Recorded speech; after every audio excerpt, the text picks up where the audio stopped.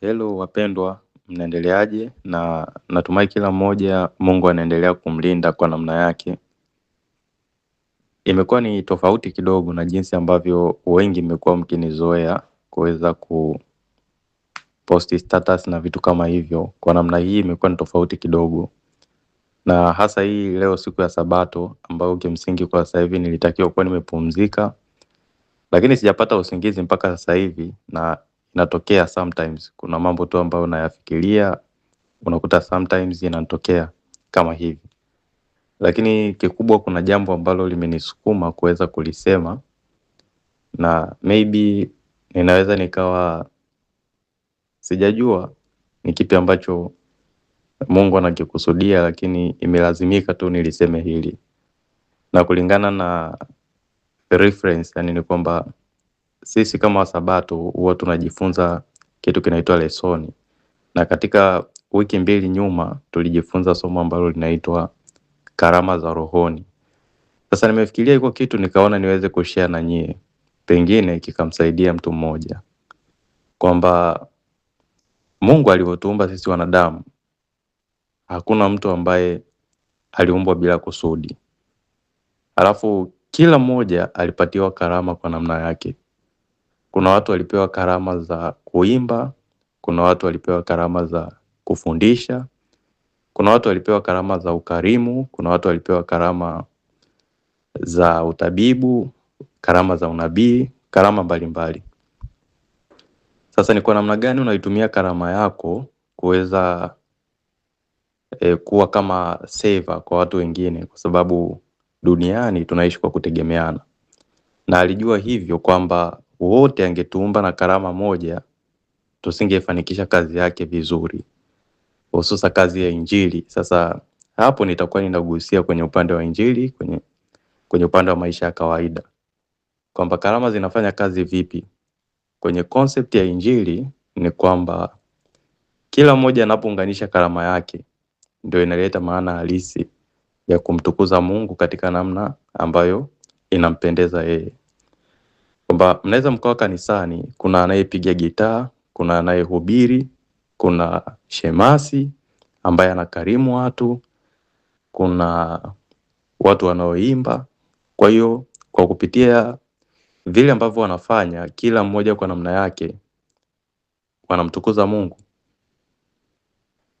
Sasa sijajua kwa wewe una karama gani na unaitumia vipi hapa duniani. Na kila mmoja amepewa karama yake. Kwa hiyo kila kitu ambacho kuwa kinafanyika kwenye hii dunia kinafanyika kwa mapenzi ya Mungu. Na kinafanyika kwa sababu Mungu ameumba ili iwe hivyo. Hakuna mtu ambaye aliumbwa bila karama yoyote. Sasa swali ni kwamba wewe ulipewa karama gani na unaitumia kwa namna gani?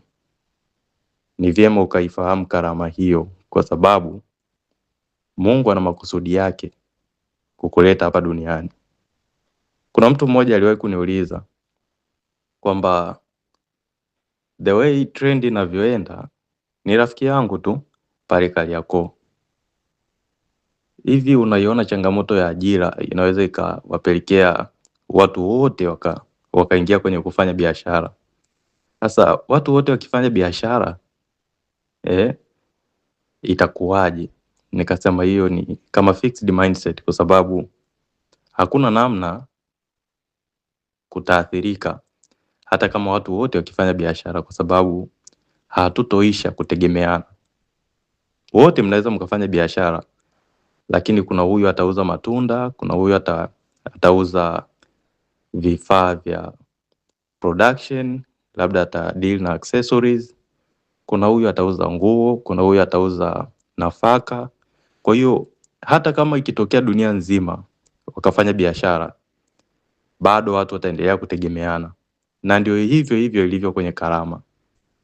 Mimi leo hii naweza nikawa na karama ya kufundisha, naweza nikawa na karama ya kuzungumza, lakini bado ninaweza nikahitaji kubarikiwa kwa mtu ambaye ana karama ya kuimba, ana karama ya ukarimu, ana karama yoyote tu tofauti ya unabii.